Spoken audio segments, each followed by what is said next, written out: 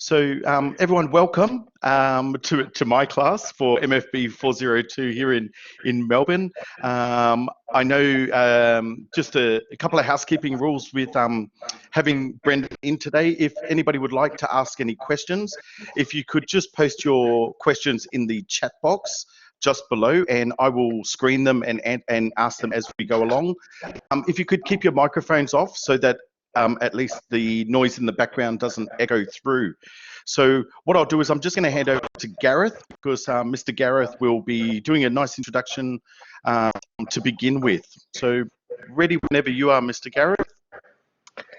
All right, everybody. A very, very good afternoon. Thank you to all those students that are joining in from Sydney as well. I know we've got a couple of the academic team that have joined in today as well. So this is a bit of a special one for me in some respects. We're very lucky to have Mr. Brendan Shorrock, who is the F&B manager for the Sheraton Grand Mirage Resort up in Port Douglas. Now, Brendan and I actually used to work together. We worked together back in London, was it 6 years ago now, Brendan, I think. And at the time, Brendan was the assistant bar manager of the Churchill Bar at the High Regency in London, and I was the night manager. And when Brendan started, he did an incredible job at getting a team together that bar has since gone on and won many, many accolades in London, and it's one of the most prominent bars within the central area of London, and that's really all very much down to the original work that Brendan and the team did. So it's a bit of a special one. We've definitely got a few stories as well, but we don't obviously have the time to go into all of those today. But we dealt with a lot of stuff working in the evenings together, and a lot of guests we had to evict. A lot of guests being escorted back to their rooms and then wanting to get very affectionate in the hallways. Yeah, it wasn't fun, but it's funny to think back and look about that now. And I think what is so great about Brendan is the journey that Brendan has had. And so before I say anything else, he's gonna shoot me for doing this. But I think we all, when we see managers, we actually we see them in the suits and they're not really being so heavily busy in operations. But we're very lucky because Brendan is very much not like that. And I want to share something. It's a couple of years ago. So it was a global at the Global Peter Herring Cocktail Awards, which happened in Singapore a couple of years ago. He's going to shoot me now because he knows what I'm about to show. But I think just to give you guys a bit of an idea, this man definitely knows what he's talking about. So I thought I'd share this with you all first. So here we are.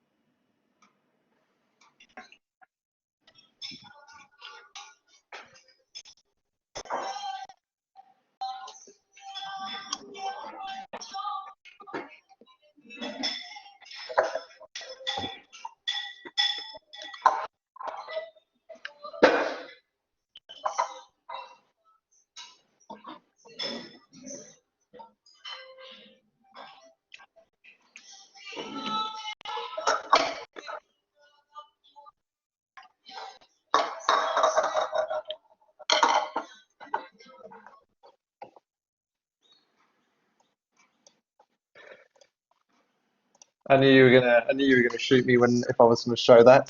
Yeah, thanks for that. What do I find a moment? So obviously since the days that we were at the Hyatt in London together, Brendan's had a really extraordinary career.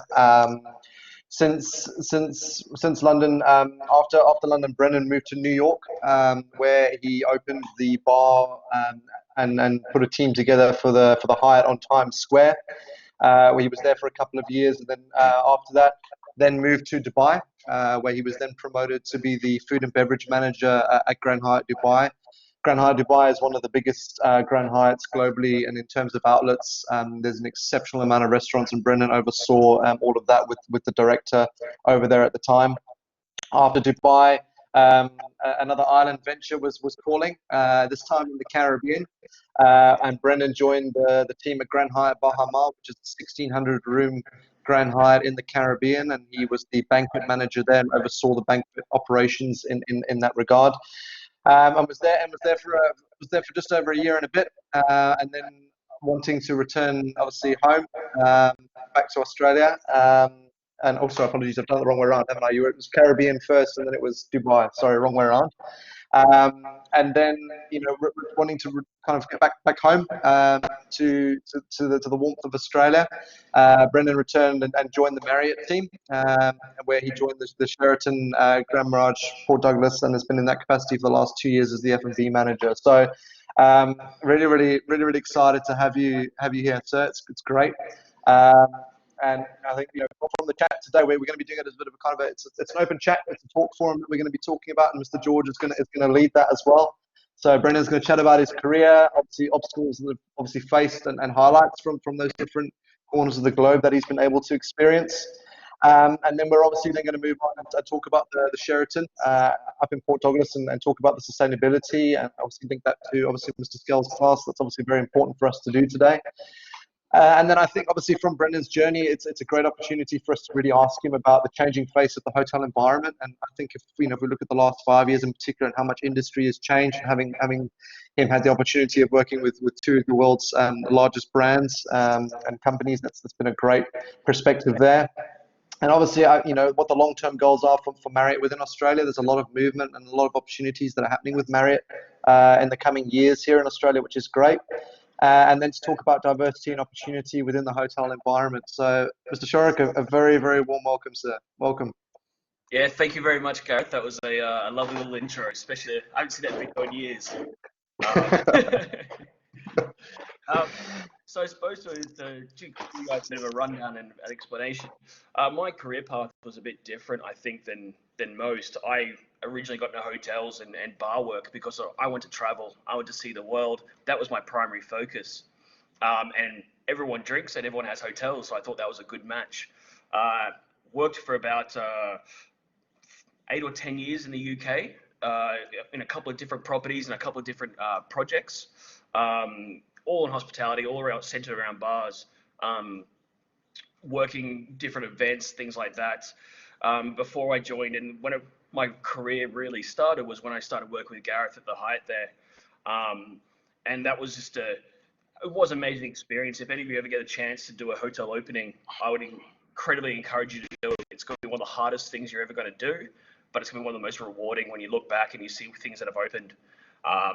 When we came into that bar, it was just being renovated. I believe it was a £2 million renovation, fully redone, brand new team. The team went from 3 staff in the old bar to about 15 in the new bar, just because of the amount of traffic we got through. And when you do an opening and you start setting these things up, it's amazing how you start. You can't go in with a preconceived notion, and you come in with a plan that is definitely going to change. I always think that any opening is you go for plan A, and then 2 weeks later you're on plan B, then you go into plan C, D, E, F, and you get things right by the time you get to about G. It really is about being adaptable and flexible and changing your approach. It was a fantastic experience there, and I was very lucky with Hyatt that I was able to transfer, as Gareth said, to New York. And our bar was on the 54th floor of the hotel. So we had an amazing view over downtown Manhattan, of Times Square itself. And one of the challenges in for that one, again, it was another hotel opening, so we're opening a 54-story building. One of the challenges there was the culture. It's always a big difference when you change countries. So you go from the European culture and London, where it is a very young team mostly. You've got a good spread of people around from different backgrounds and different countries in Europe. In America, it's a little bit older. With the tipping situation, it gives you, it's more of a career for them. You can be a 35-year-old, 40-year-old bartender and be making quite good money. So you've got to adapt. As a manager, you've got to adapt that approach to be able to talk and to deal with those people. You know, I was managing people. My bartenders were older than me. A lot of my staff were older than me. So you've got to adapt the way that you manage the people that you work with. Also, at the same time, New York is a very strong union environment. So there's very much certain rules you can and can't do. A great story I always love is it was the Grand Hyatt, New York, actually, so not my property, but the GM wanted a vase moved from a shelf, and he asked the restaurant manager to do it, and the restaurant manager had to go talk to the engineering team to get an engineer out with a ladder. Engineering took a little bit too long to do it, and then by the time the GM came back that afternoon, the vase was still there. He questioned the manager, why haven't you done this? Why haven't you moved this? And he's like, well, I've logged it with engineering. And the GM thought that was a bit of a ridiculous idea, so he jumped up, tapped the vase and caught it. And that got the vase off the shelf they didn't want it on. However, the union environment being so strong there, the mentality there is that he's actually taken away work from an engineer. So the next most senior engineer that wasn't working that day got paid a full day salary for that 30 seconds of the GM jumping up and knocking it off. And that kind of sums up the mindset of the union culture in the US. And it was a very big shock at the beginning, but it's something you got to overcome and adapt and keep moving with. And that for me was probably the biggest thing with New York. The drinks culture was really similar to London. The service is very similar to London, but it's the culture of the people that you're dealing with. From there, I went and joined the Grand Hyatt in Dubai. Massive operation, 600 rooms, but 14 F&B outlets. So that was it. And then again, I've flipped from having a really mature, really experienced workforce to Dubai, which has much younger, and you're dealing with your frontline associates who don't make enough money to go out and enjoy all these fantastic things. So you're talking to them about a really good dining experience, but their idea of going out for dinner is going to the local takeaway and getting a burger, because that's kind of where their financial aspect sets in. So I went from having a team that was very experienced and knew what a dining experience, what we were trying to do, to a team, and you had to try and teach and upskill and get them the experience, even though they've never had it in their life. It's quite a different concept to them. So it was almost like a complete shift in 180 back the other direction. From there, working in the Bahamas for Grand Hyatt Bahama, it was an opening, and again another opening. But this banquet space is the second largest Hyatt has in the world. To give you an idea, I had 30,000 square feet of ballrooms, just ballrooms. 30,000 square feet. So one of my ballrooms could fit over 1,000 people for dinner. I think we worked it out that if I use every bit of space, we're looking at about 1,800 people for dinner. And that was just the ballrooms. Then you had all the outdoor spaces and things like that as well on top of that. So it was a huge property. It's actually linked. It's got 3 hotels on the one campus. So it's a very interesting the way that different companies interact with each other. There was a Rosewood Hotel, which is very much 5-star, upper luxury, super premium product. And you had also had SLS, which is an American brand, and it's very much a party hotel.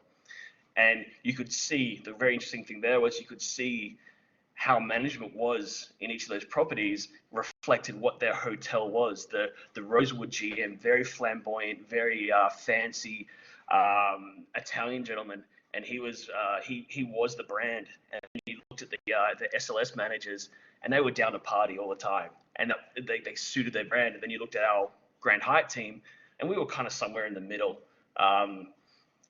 but it was definitely a huge monster of a project. With working with all of that, and then again, the culture was different. The Bohemian culture is very different from the American, or very different from the Australian or the English that I was used to. There's a deep-seated religion there as well. They're very Catholic in their upbringing. Also, you think the Bahamas rich and fancy.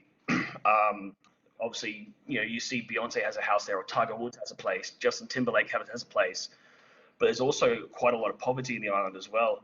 So you would go from, some of my associates went from earning $200 a week to earning $900 a week, and you would be physically changing their lives as you brought them into work, and getting my mind around what they were going from to what they're going to now was incredible. Just trying to figure out, having people cry and beg for a job because there's nothing going on for them, and then you give somebody the opportunity, and watching how much they appreciate that you teach them, that you show them, but they're also being able to make enough money to support their whole entire family. It was a incredible time out there. But it was time to go home. It was, I've spent about 15 years gallivanting around the world. So when I came back, the Port Douglas opportunity was a great way to get in with a company like Marriott. And it's a beautiful little spot up in the far north Queensland. I would say quite remote. You're about an hour north of Cairns, and the town itself is quite small. So I've gone from being big cities, Dubai, London, New York, to a small, I'd call it a village. It's kind of one street, but that one street, there's 50 restaurants in town, from basic takeaways to hatted restaurants. So you've got all of this going on in this one little kind of village. The workforce up there is definitely very transient. You're dealing with backpackers for a lot of make up the majority of the workforce. So then again, you've got also, it's shifting again, your management style and your understanding of how things should go, to make sure, because everyone's motivated by different things, and when you're dealing with a transient backpacker kind of traveler, they've got different wants and needs as to the guy trying to provide for his family in the Bahamas, or the super experienced wait staff you'd get in New York or London. So you've got to find and adapt your style so you can motivate these people to really kind of perform in the best way possible. So all these changes, and I think that for me is the big takeaway from my career is adaptability. You need to be able to change. You need to be able to shift focus, and adapt what you're doing to what's going on around you. And also that it's the people is always your biggest strength and your biggest challenge. A lot of companies have the mantra of we look after our staff, but that's a necessity. You have to do that. You have to look after them, because if you look after them, and you can find what motivates them, and you can adapt to help their situation, your whole entire operation then looks after itself, because your team's invested. They're invested in you as a leader because you're looking after them, and they're invested in the property. So the property, they want to see it succeed, and that's the biggest challenge. It does, COVID-19 is a big thing right now. It's a challenge, but it's not the biggest challenge. The biggest challenge is always your team, looking after them, motivating them, finding out what works for them. And that'll never change in hospitality. It is people business. We're looking after our guests, and then as you become more senior, more higher in management, your main focus becomes looking after your team, making sure that they have what they need and they've got the right motivation. So the property, the Sheraton Grand Mirage in Port Douglas, 297 rooms. We have some villas, privately owned, rented out as well. It's a very big property. It's very spread out. Not quite what I had in the Bahamas, but it is a huge property. We have 9 different lagoons that wrap around the resort. You're looking about 700 meters, 800 meters from one end from the one wing down to the other wing, and there's pools the whole way through. Very airy, very big space. I think these days the trend when they're building hotels is all about revenue per foot, revenue per square meter. However, when this resort was built back in the 80s in Australia, it was a time of huge growth and extravagance. So it's a very wide open hotel, huge foyer and reception area, lots of free space, lots of green space, beautiful gardens. It becomes a destination where people come to relax. People will come to Port Douglas. They want to stay at the nice hotel with all the big pools, which is the Sheraton. But also then you're coming for the experience of Port Douglas, which is going out to the Great Barrier Reef. You're out there quicker. We're the closest point to the Great Barrier Reef anywhere on the coast. You're going into the rainforest, and then you're going to town. As I said, 50 odd restaurants. People come for that dining experience and to try a lot of different things. One of our challenges for food and beverage is to make sure that we're competing and just as good as those restaurants in town and trying to elevate and lift our product so people are coming and staying in the hotel as well. It is one of the bigger challenges up there just because there are so many fantastic restaurants in town. We also do quite a bit of banquet business as well, so we've got that conferencing side as well.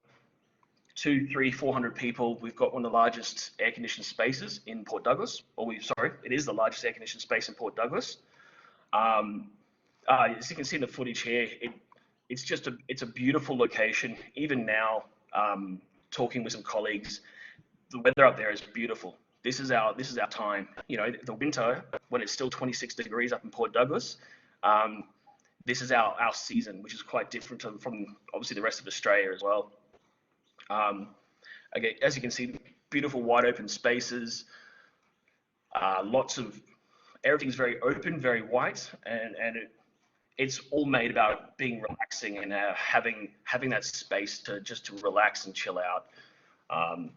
Being up, it is quite a seasonal place, so during the summer, it gets incredibly hot. George can tell you about that. He's from up there. He spent a lot more time there than I have, but it gets in that summer. You're looking 38, 39 degrees, really high humidity. It gets it can be a very difficult place to work when you're working outside. So that our summer season is generally quiet outside of school holidays. And then we start ramping up in kind of April. So the current situation we find ourselves in is quite difficult for my property in particular, because this is when we should be making our revenue, making our budgets. And it looks like we're going to lose the whole season.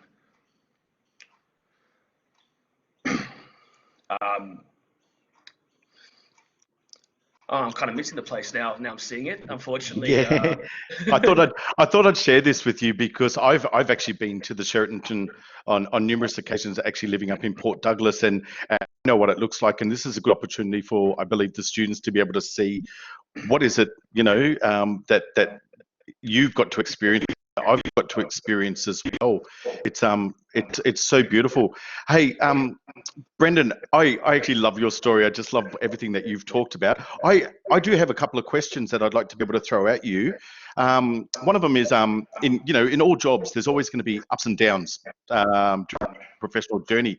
What are some of the obstacles that you've been faced with during your career? And also, what are some of your highlights as well? Because part of our industry is not just about serving beverage and working in a hotel environment or a food beverage environment, but we actually have such opportunity to meet people from all walks of life, Mr. and Mrs. Smith to the most absolutely famous people that you didn't even think that you would actually meet one day.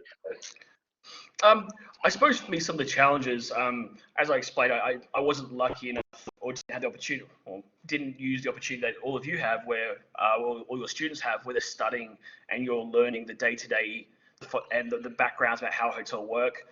One of my challenges for my career has been every time I step into a more senior position, there's new tasks to learn. I still remember the first time I got given a P&L statement, and very lucky, one of my very good friends is a very talented accountant. I had to take it home to him so he could read it and then explain to me how it works.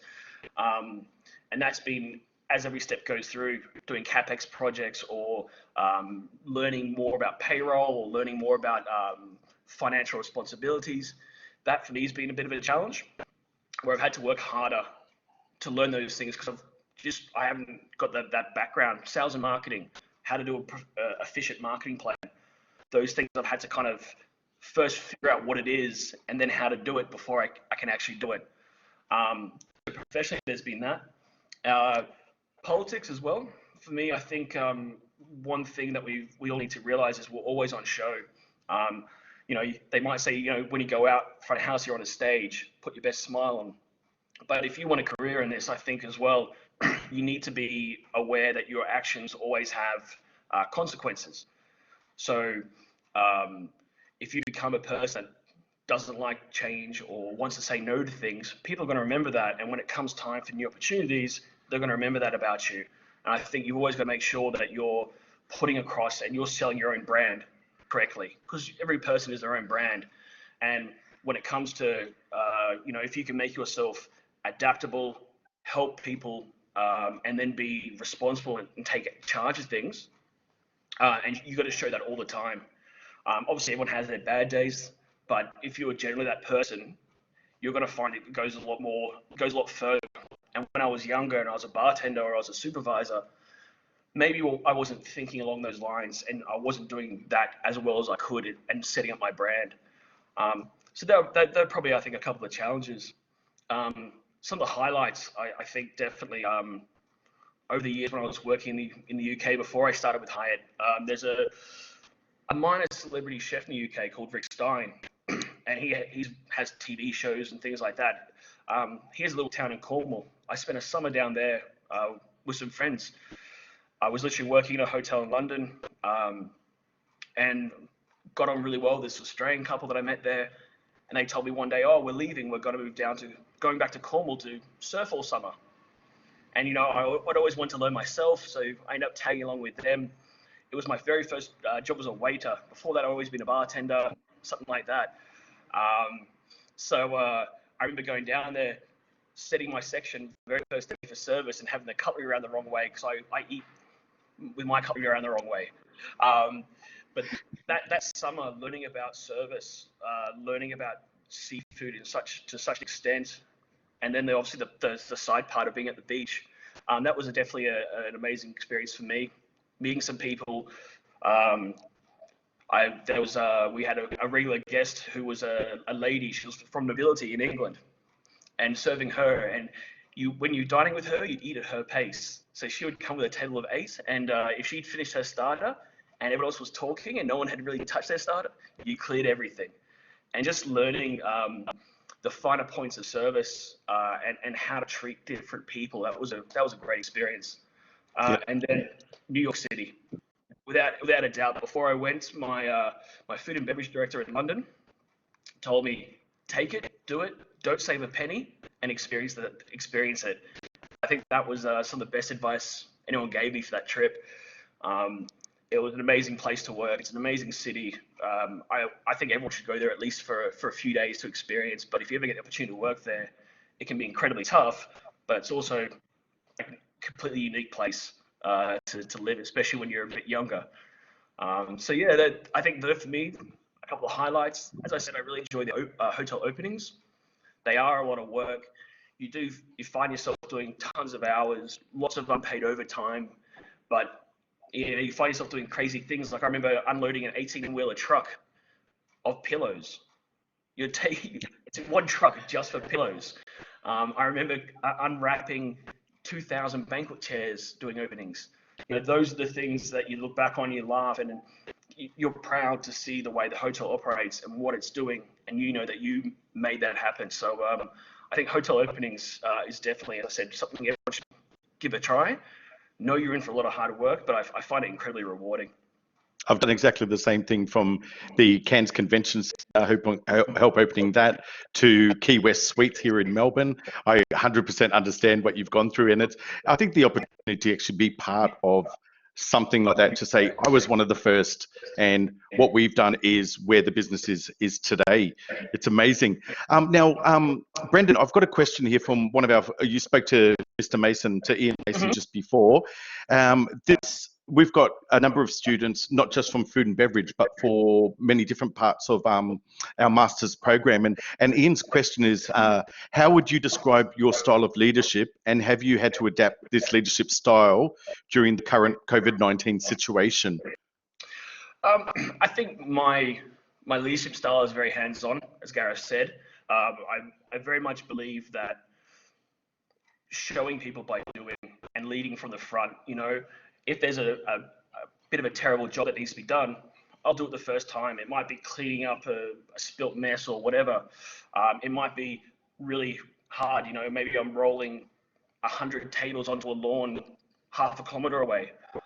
You get in and you do that with your team. You show them that you're there to help them and you're there to make their lives easier. And then I find that gives you your team then respect you, number one, because they know that you'll get in and get dirty with them. But they also want to help you as well. And you find that relationship where the team respects you, wants to help you and do well. So definitely hands-on. Only a few weeks before we kind of closed down the F&B operation, I waited I had a section in the restaurant. The restaurant was a bit understaffed that night. A couple people called in sick. So I looked after a couple of tables myself. And bearing in mind, you know, as an F&B manager, that's definitely not part of my realm. You know, I should be getting involved like that, but I think you've got to show the team that you're willing to do the harder yards as well. So that day I started at 8 in the morning, worked through my day. I normally finish about 6 or 7 in the evening, but that night I took a couple extra tables and did a few extra hours. And the look on the faces of your team and and how much they appreciate the help, I think makes all the difference. It makes coming to work great because you've got a really good relationship with the people you work with. And it means that your team know that you're there to back them up. So yeah, hands on, definitely. One of the biggest things out of what you've just said is, because I have the same leadership style, I'm good with delegating, but at the same time, if something needs to be done now, the idea is roll up your sleeves, get in there. You set the example as a manager. That's what the title means, is to manage the business, or as a supervisor to supervise. And if you set that example, it is amazing how everyone is now on your team and earns you so much respect as a manager. So one question I wanted to ask you is, what do you see is now part of the changing face of the hotel environment, both locally and overseas? And what direction do you feel is the food and beverage aspect of our operations seem to be heading? Because a lot's changed in the last, I would say the last 4 years, a lot's changed due to things such as Uber Eats and, you know, the app world where you can just order food and it's delivered to you. But now with isolation, things will change quite dramatically when we actually go back and we're back in the environment with guests. What do you perceive to be some of the things that we're going to be faced with? I think over the last kind of decade or so, there's definitely been that the trend is definitely people want something local. They want to know the story about the food, where did it come from, what region, or that kind of, and they want to know when we travel somewhere, we want to try something from that region. The days, you know, when I first started, it was just a bland hotel restaurant, and it would do good covers because it was good quality food. But now people are looking out and trying to move and find that experience. Small restaurants popping up, even the food truck craze that kind of hit the world really. People are going out to try and find that experience. So I think hotels will continue to build on that. I know Marriott definitely, we want to tell a story with our food. We want it to be something local. We want it to have great ingredients. I can talk to you about the buffalo farmer who we use, because we use his buffalo mozzarella. And he has a little farm out there, the Atherton Tablelands. We try and source things that are very much local. Even from a bar side, there's actually a little distillery about an hour outside of Cairns. And he grows everything there. So we try and highlight products. So I think that'll definitely continue. We definitely want to continue telling this story and making authentic experiences. Dinner isn't just about the food in front of you. It's I think Danny Meyer sums up great in his book Setting the Table, which I think is definitely worth a read. Your dining experience starts when you first make that decision to go there.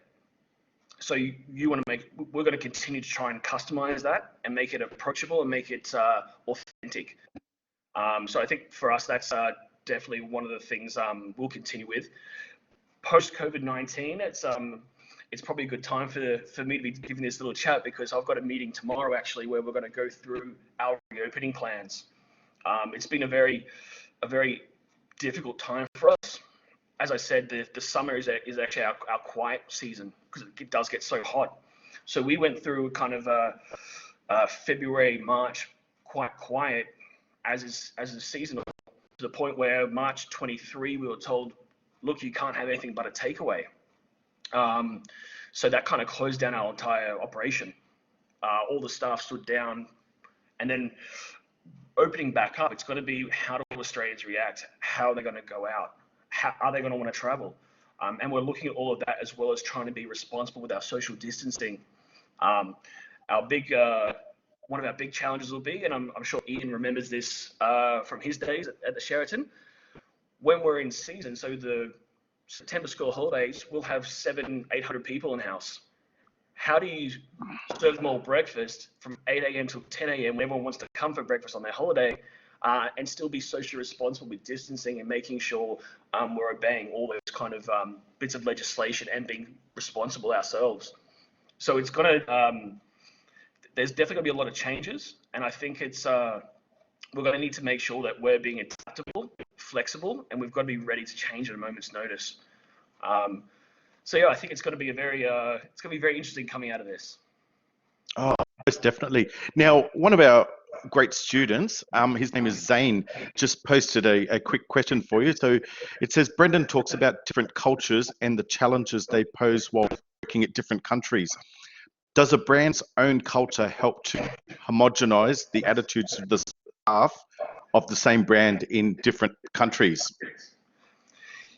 Yes, I definitely think it does. The culture of the company itself, that it sets, if it truly believes in it and follows that culture, it definitely floats down. Hyatt was very good for, they had a culture of looking after each other, and you would find no matter where I went in the world, the managers and the associates would look after each other, and they'd want to make sure you're okay as well. So even my own staff, when I would move someone new, would want to make sure that I was okay. How was I settling in? Had I found some fun things to do or anything like that? So I think as long as it comes from the top and it has to be believed, the culture definitely, it can be the same throughout the world. And you might find, you know, someone working in Dubai and someone working in the Caribbean, the culture is exactly the same, because those managers set the culture. They've all kind of transferred around and they've been around each other. You know, Hyatt is probably a good example. It's 500-600 hotels. It's probably close to 600 these days. But they encourage a lot of transferring. That's how you'll get promotions. You'll get a promotion because you know this person, they'll vouch for you and that kind of thing. That's how I managed to travel around the world. That also means that you're taking that culture with you as well. So it's not moving, so the associate in Dubai might have the manager who used to work in London, and they'll move into that position, and they'll find the culture will be very similar because we transplant it and take it with us everywhere we go. It actually helps us build ourselves as a brand as well. Coming from a Grand Hyatt background, one of the things that I was actually quite flawed with was I left the Hyatt in 2002, 2003. 3 years ago, I had my own 2 cafes, and one of my guests actually said to me, George, I've been coming to your cafe now for 1.5 years, and there's one thing that I've never done. And I said, what is that? Because you're here all the time. She said, I've actually never opened the door. She said, because your staff, they're the first ones there to open the door, and then when we go to leave, they're actually the first people there to open the door and say goodbye. And I think about that. Where did I learn that from? And that actually comes from a Hyatt background. That comes part of what one of the brand standards is that you look after the guest and things like that. So it's quite interesting, everything that you're saying right now. It's what builds us as professionals within the industry, but also helps us with our own personal brand. I tell my students that, you know, who has a business card, and everyone goes, oh, I don't have a business card, but your smile is your biggest business card. It's, you know, and it's free. Can I move on to the topic of sustainability? Because in food and beverage, especially in my subject, and I know one of my colleagues, Jeannie's actually in the call as well. Sustainability is an area that we talk about a lot. So one of my students, Marco, just said, how does sustainability affect the food and beverage operation within your company? So the Marriott, how would you see the future about sustainability in the company and how to manage sustainability strategies within the company itself? Because it's a big movement right now. It's been a big movement for the last 3 to 5 years, but it's now starting to, the wheels are turning really fast in a lot of places. Yeah, definitely. So sustainability is a big focus nationally. Internationally for Marriott, it's a very big focus, but also for us in Port Douglas. Our key selling point for Cairns and Port Douglas is the fact that you're on the doorstep of the Great Barrier Reef and you're on the doorstep of the Daintree rainforest, one of the oldest rainforests in the world. It's millions of years old. So sustainability for us is something we definitely look at, and I can see in the couple of years I've been at the property, things like plastic straws just don't exist anymore. It's not something we use. You're using a paper, using a variant, and it can be little things like that. We're not using all of anything disposable we have. We try to make bamboo, palm leaf, paper. We're looking to help look after that, to replace all those plastic items. And then it goes on to larger things like you go to a hotel and you have a nice, lovely, complimentary bottle of water beside your bedside table. I know there's some hotels that will give it now in a carton.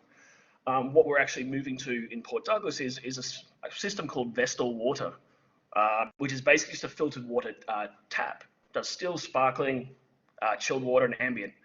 We're going to start placing those around our rooms near our hubs.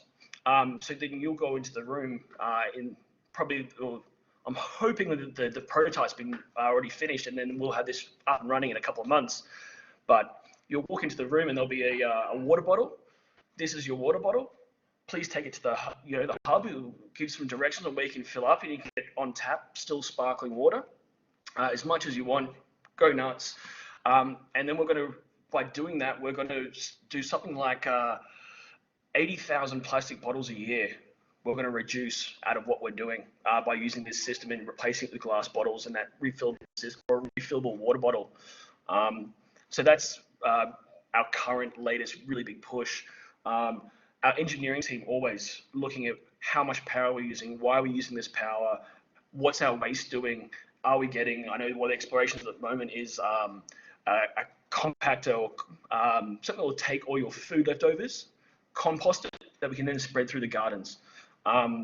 So I think sustainability is just going to get bigger and bigger. More ideas are going to come out, but it's something up in Port Douglas we're very passionate about due to the fact that we are surrounded by nature, and we try and drive that as much as we can.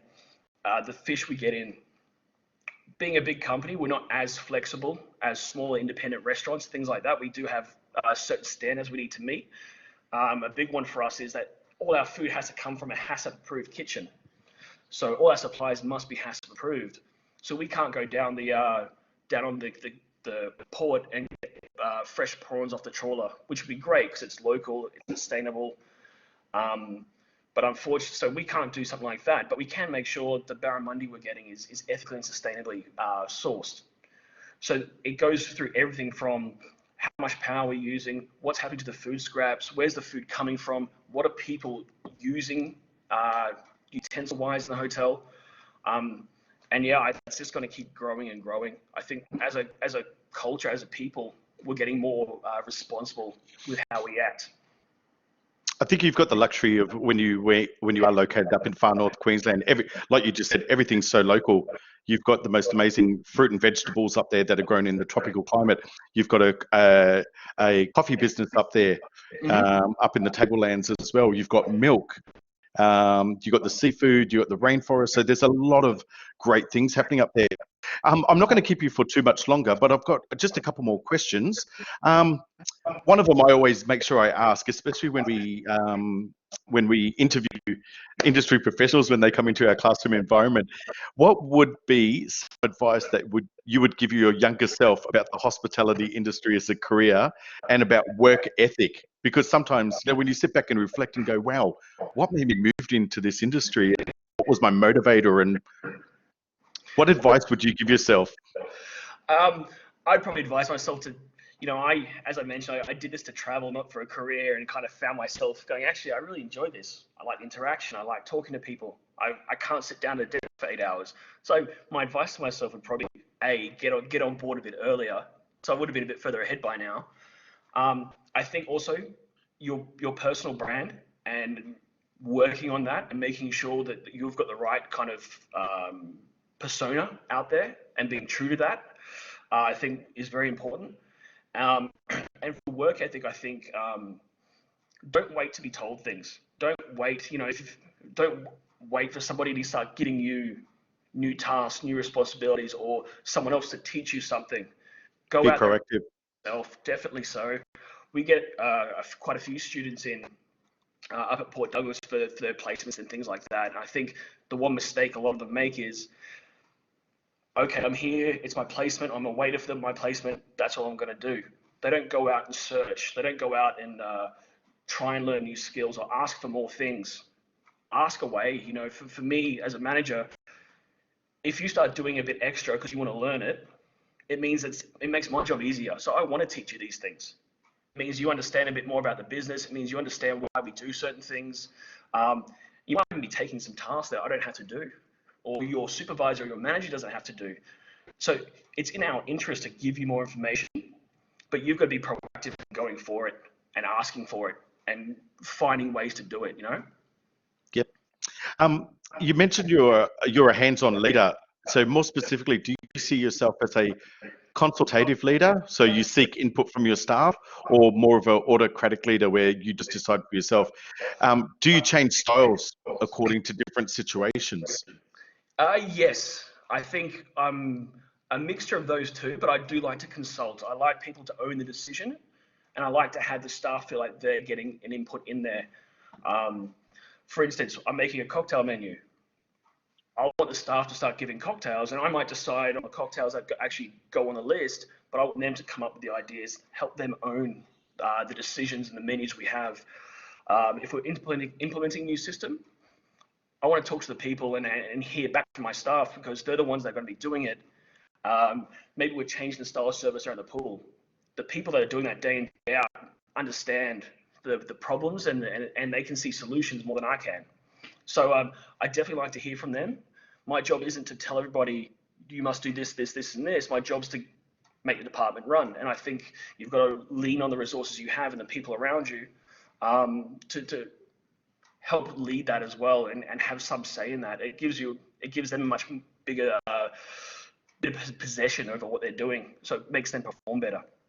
However, some things you've got to be very careful on. I remember when I was working with Gareth, we were at the Churchill. We were doing a lot of training before we opened that bar. Very in-depth cocktails, base of spirits, where does this come from, all that kind of thing. And one day the manager stepped out, and they asked me about tips. The staff did. How will tips be split? What, who does it go to? How much do you get? And that became a nightmare. They all wanted this, that, and that. It was because it's money and everyone wants money, obviously. It became very heated. I would never allow that ever to happen again. I would make that decision. I'd make it fair, but I wouldn't get people consulting on that. So I think you've got to be a bit careful about what you do get people to consult on and what you don't. But also at the end, you also need to make sure that, yes, I might be asking for your opinion, George, on something, but in the end, I've got to make that decision, and they need to know that my decision will be final. Yep. Long-term goals for Sheraton Port Douglas for yourself?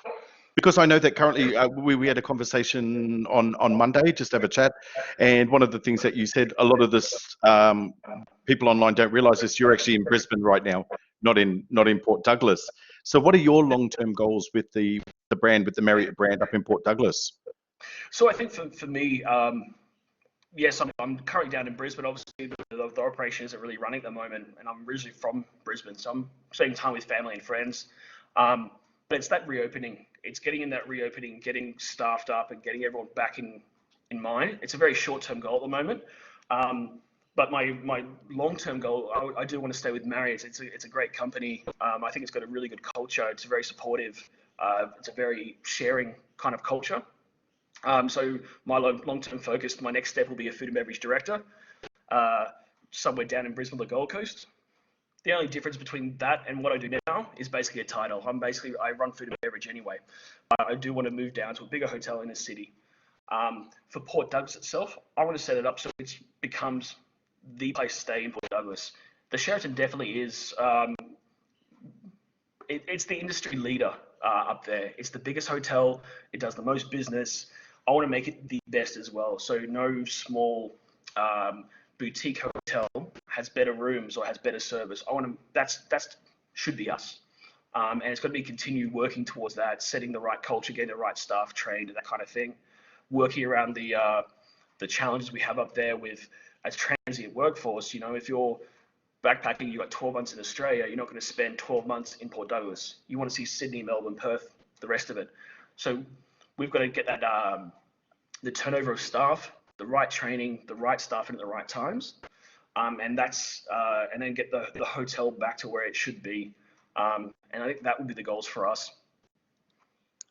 I'll keep my ears open because I know that the Marriott has the W Hotel, which is that part of the Bonvoy brand?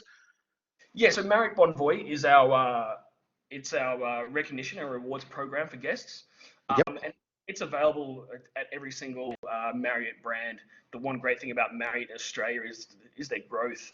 Really enjoyed my time at Hyatt. I would go back and work for Hyatt again. However, their footprint in Australia is very small, and their expansion is practically non-existent. But Marriott is just opening hotels left, right, and centre. I mean, just last year we probably opened 3 or 4 hotels. The Ritz-Carlton opened in Perth. There's an Element in Melbourne that opened up. I know coming on board this year, there's and we had the Westin and the W in Brisbane open last year.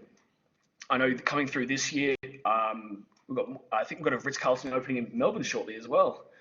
Yep, we've got W brand in Flinders Lane opening up, which everyone passes it on the train towards Flinders, between Southern Cross and Flinders Street Station. Absolutely magnificent looking building. Yeah, so I think just that much the amount of expansion they've got. It's not official, but I believe there's going to be another Marriott in Brisbane in the next year or two, with a new casino project they're building there. So I see Marriott as a company that's got a lot of growth, and it's somewhere I can grow as well. I know that the plan is that as we open these new hotels, we want to be bringing people through with us. So I think it's a great goal to have. I think it's the company itself, the direction it's going is the right way to go. Yep. Oh, fantastic. Now, we've only got about 5 minutes left, so what I thought I might do, Brendan, is I might throw out to those people online, if anybody would like to ask any questions, throw your hand up, so and I'll and you can speak and ask Brendan any question relating to his background, anything that he's discussed today.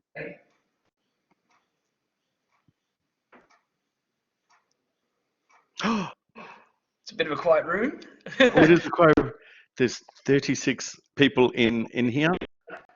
We've got quite a number from many different parts. Oh, Marco. Last question. Can you see the customer's perspective in food and beverage operation in sustainability? I think customers are aware of it as much as as we are as a hotel. I think they want to see sustainability. They want to see local. They want to see that's what's driving these trends. It's not Marriott deciding, you know what, we're going to talk about sustainability and local produce because we think it'd be great. Generally, these things will cost us more money than the cheapest version we could do. It costs me more money to send out bamboo cutlery, little packs, rather than buying cheap plastic stuff. The customer's driving all these trends. It's what they want to see. So I think as it remains important to our guest, it's going to remain important to us as well. I think customers are very aware of it. I think they do notice. They notice the little things that we do, Yes. and I think it's what they want. Yep, 100%. Young Jay, you've got a question. Would you like to ask? Just out of curiosity, you said Port Douglas is situated in a remote location in northern Queensland. Does disruptive technology like Uber Eats or Deliveroo also affects in hotel performance in terms of F&B revenue, or what's your view on? So Port Douglas it is quite remote. It's an hour north of Cairns, and then there's one town further north, and that's it in Australia. Then you're talking rainforest and bush. When it comes to Port Douglas itself, it is this weird little spot where it's like an oasis of restaurants and dining, people going out. And for us, that's our challenge, is competing with that, because when you come up on holiday to Port Douglas, you come up to try these restaurants, but we obviously want to generate more revenue for ourselves and our owners. So we're trying to get them to come more to us rather than going out. Deliveroo, Uber don't exist. I think there's one Uber driver in Port Douglas area. So it's, for us, it's more it's more tackling, and the challenge is competing with all the restaurants downtown than it is any delivery service. Yep. If there's one thing that I realised about Port Douglas, and Jay, you'll find this quite amusing, is that it's such a small. I find it a small country town on the beach, on the water side. And one of the things that I found when I was up there is that there's only, I believe, 3 or 4 taxis. But what they've done is they've linked it with the limousine companies. So you might call a taxi, and you'll have a limo pull up to your house. It's happened to me a couple of times while I'm up there. A stretch limo turn up, and I'm like, I'm waiting for a cab, and they went, yeah, the cabs are all busy. We've linked it with the limo company, so you've got a limo for the same price as a cab. So that hopefully puts into perspective what Port Douglas is like as a town. Lots of money there, lots of opportunity as well. Yeah, the town sits on the end of a peninsula with one main road going into the town. So you don't really have taxis. You don't have public buses. You have a shuttle service. There'll be minivans driving up and down the main street, picking people off, dropping people, picking people up, dropping people off. It is. You go down to the end of the peninsula, and that's where your restaurants and bars and shops are. And then you come back towards the mainland more. You go heading out west, and that's where most of the housing is. It is incredibly small. Like I can't. I try to figure, like, you're in Melbourne, you're in a big city. That's kind of Port Douglas. It is. It's a very, very, very tiny place. It's like an hour and a bit drive, pretty much. I was actually just going to try and find a map that I can show everyone so they can go, whoa, I didn't realize how small it was. Ian's actually got a question. I'll just read it out for you. It's basically, how would you develop your own leadership traits? For me, when I think about how I want to be as a leader, I very much rely on how did I feel when I was a bartender, when I was a waiter. What kind of leader did I want? What managers did I like? What managers didn't I like? And what was their style? And I try and take that on board. And I try and take the things that I saw that I really appreciated in other managers. And I also like to keep an eye on and remember what I didn't like. And sometimes I find myself working my days and I'm not getting out and seeing all the staff and having a chat or helping out with little bits and pieces. I find myself sitting in my office too much. And I was like, hang on, I've got to go out and go for a walk, talk to people, make sure everyone's okay. Where can I help out? And so I think you've got to take into account the good and the bad. Or I take into account the good and the bad that I saw from my managers, and I take all the good parts and try and keep an eye on the making sure I'm not doing any of the bad practices either. Yeah. So Jay, this gives you an idea of how far Port Douglas is. It's actually not that far at all. It's an hour and 5 or 10 minute drive, and Port Douglas is just so tiny. But it just gives you an opportunity. That's Ian here. I used to live at Palm Cove and commute up to Port Douglas. Wow. That's a tough drive every day. At 4:30 in the morning, there's no one else on the road. So some of those hairpins were taken pretty well in straight lines. A young lady just asked a question. How do you keep your passion for the hospitality industry? It's probably a good question. I think for me, I'm a people person. I don't like sitting at a desk. I don't like not talking to anybody, just working around a computer. I like getting out and talking and being social. So that passion for me, it's a need. I want to go out and talk. I want to go out and help. So it's those little chats. If I ever feel myself getting a bit flat, I'm dealing with a lot of problems, and maybe I've got complaint guests, I can go for a walk around the hotel and spend half an hour chatting with random guests and random staff, and that recharges me. It gets me in the right frame of mind to help and to do well. So yeah, it's just that constant contact for me, and talking to random guests.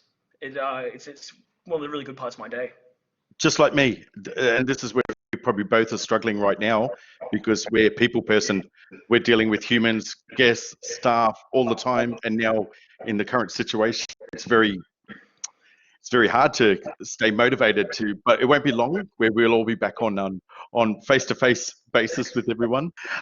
Zane, did you have a question that you wanted to ask? Sir, I had a question. Brandon has worked at big hotels in big metropolitans like New York and London, and now he works at a resort. If any differences that he personally finds, and which role does he find himself more challenging, resorts or a city or a hotel in the middle of a big city? That's a good question, I think. Yeah, definitely. Your guest base is completely different. You know, big city, mostly business travelers. They come in. They're there for business. They want to be back with their family and friends wherever they're from. So they're in, they're out. There's not a lot of generally. There's not a huge amount of interaction. You do obviously get guests that are outside that mold when they so often they become part of your family, your friend group. But generally they're a bit quieter, smaller, solo, in and out. They want to do what they do. A resort is good because everyone's there and they're happy to be there. You know, you're never miserable because you've had to go to Cancun or you've had to go to the Gold Coast for the week.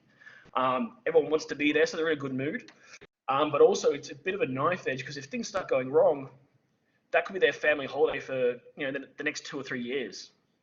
So, and they're also spending quite a bit of money at a property like the Sheraton. So they're in a good mood when they first get there. Everything's great, but if you do, and you're always going to have some sort of problems, nothing's ever perfect. It can turn very quickly to them getting very angry because you're spoiling a special time for them. Vice versa, the business guests as well. They have, their expectations. They come in, they do it. As long as you don't make I actually quite like the resorts. I like that everyone's there in a good mood, and the majority of the guests are having a great time. They're easy to please because they're happy already. So I quite like the resorts, and I like that vibe. I like the atmosphere of people are happy to be there. But you get into a big business hotel, people aren't necessarily as happy to be there because they're there for work. They're not with their friends or family. And I don't get this. You can't walk around the same and have a chat and recharge those batteries in a business hotel or a city hotel because people don't really want the interaction as much. I have to agree with you at that. After working and living up in Cairns, I remember working at the Cairns Colonial. I used to do breakfast at the restaurant, and then I might do an afternoon shift in the bar, and the cocktail bar's in the middle of the swimming pool. So, it's the food and beverage industry or department at corporate style hotels in Melbourne. It's just one building. Where in a resort, you've got much more opportunity, and there's every day is a completely different day, and you're always out in beautiful weather. That's probably the nicest thing about resorts is you're not going to open a resort if you've got terrible weather most of the year. It's always going to be majority of the time the weather's beautiful. I've got one more question I'm going to ask from Marco. How would you manage in the food and beverage operation in saving costs and sustainability, and how would the company manage it? I guess your cost is always going to be a factor, and generally when you do these sustainability practices, they generally do cost more. However, you've got to make some things you just have to do. It's not, you've got to find an option. So it's a lot of research, finding the best option for you. What's the best process? What's the best product? You've just got to go out and do that research and do that legwork. In something like Port Douglas, I rely on a couple of suppliers and a lot of insights. Straws is a great example because everyone, it's a big thing these days, metal straws, plastic straws, paper straws. And we kind of went through I've been through quite a lot of different replacement options: wheat straws, soy, pasta, paper, metal. And when you look at costing and you're trying to figure out what's the best use for you, I didn't like wheat straws. The aperture, how wide the straw I didn't think was wide enough. I didn't think you got a good drink out of it. I don't like metal straws. You've got to make sure you wash them properly through the glass washers every single time. And people take them and they cost more. So you're going to go through a lot more money in that. And then paper became out that, yeah, it might get a bit soggy after a couple of hours, but generally no one's leaving it in there for a couple of hours. I had iced coffees and everything sitting on my desk for about 2 weeks, where I had different straws in the drinks, just sitting there to see how long they would last. So you've got to go out and experiment. You've got to research what you think. And yes, metal would be great, but it's not cost effective. So we go something more cost effective that way. So I might wrap this up because it looks like nobody. Oh, thank you so much for Marco. Marco, a couple of my students are actually doing their assignment right now, and it's on sustainability and it's actually, but it's great that you know, you can actually offer us an insight of what's currently happening, or what, you know, what the Sheraton Mirage is actually doing up in Port Douglas and the impact that it has in that environment. So Brendan, can I just say thank you so much for taking time out today to jump into my classroom, to my online classroom, to talk to future leaders, basically, of the hotel management environment. I know that a lot of the students have gained really cool insights. Absolute pleasure to have you here. You know, and I will thank Gareth, because, you know, Gareth has some amazing contacts out there. And if anybody wants to add anything else, but Brendan, that's pretty much it for today. So if there's anything we can do for you in the future, if there's anything that you need, feel free to reach out. But thank you for joining the session today to offer your input on everything when it comes to hotel environment, hospitality up in Port Douglas, and yourself as an amazing brand. Yeah, thanks for having me. And you can definitely be sure next time I'm down kind of Melbourne way, I'll be stopping in to try your restaurant. It sounds absolutely fantastic. All right, so thank you so much. I'm just going to end this really quickly. So for those students, I'm going to stop recording.